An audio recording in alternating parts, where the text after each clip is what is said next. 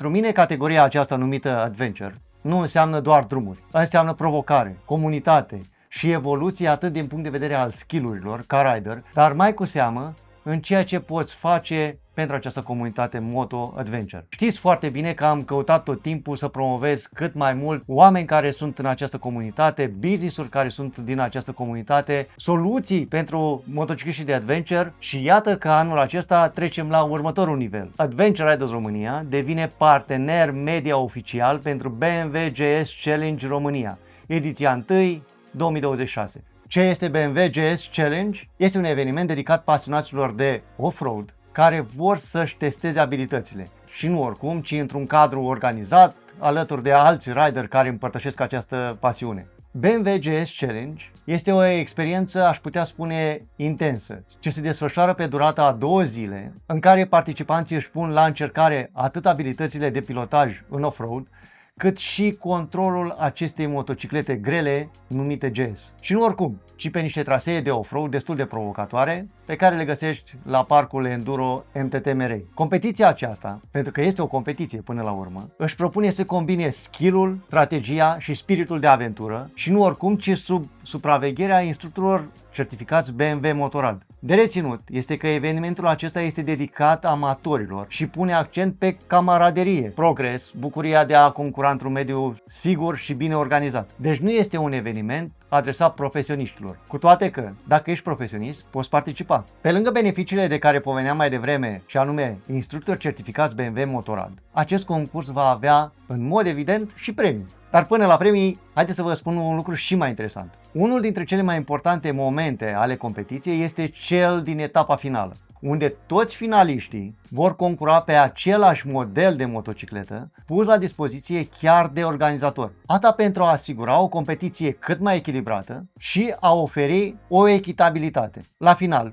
cei mai buni 3 participanți, cum era și evident, vor fi recompensați cu premii speciale, astfel încât să merite efortul și ambiția acestora că au dus provocarea aceasta până la capăt. Participarea la eveniment se face cu propria ta motocicletă BMW GS, iar fiecare rider trebuie să respecte condițiile de siguranță și echipare specifice, adică să aibă anvelope de off-road, echipament adecvat și așa mai departe. Chiar dacă nu ești câștigător, tot te vei putea bucura de anumite avantaje, pentru că pachetul de participare include accesul la camping pe durata evenimentului, mese organizate, precum și suportul oferit de instructorii certificați BMW Motorrad. De ce v-am prezentat acest parteneriat? Pentru că încă de la început, Adventure Riders România nu a fost doar despre motociclete, ci despre oameni, despre experiențe reale și povești care merită spuse mai departe comunității. Și aceasta este una dintre ele. Prin acest parteneriat ne propunem să fim acolo unde se întâmplă acțiunea. Și în cazul de față, prima competiție BMW GS Challenge din România. Ce voi face eu împreună cu alți membri din comunitatea Adventure Riders România? În primul rând vom documenta fotografic, video sau prin articole, în așa fel încât să surprindem momente autentice și să arătăm mai departe ce înseamnă spiritul adventure în România. Mă bucur că această comunitate moto crește de la o zi la alta, atât prin numărul de membri, cât și prin apariția multor evenimente de calitate, precum acesta de exemplu. De aceea eu te invit să vii la acest eveniment, fie ca susținător, fie ca rider care vrea să-și testeze skill-urile și limitele, bineînțeles, să înveți lucruri noi, să vezi flota de motociclete BMW Motorrad pe care o va aduce la acest eveniment, pentru că va fi un stand foarte mare cu motociclete de la ei, să faci test ride și să te bucuri că faci parte dintr-o comunitate construită în jurul unei pasiuni numită Adventure. Te aștept la BMW GS Challenge, ediția 1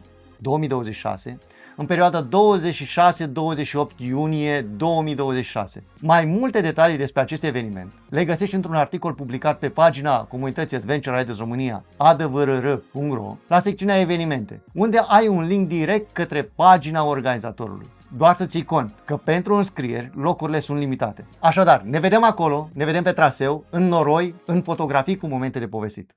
Te salut!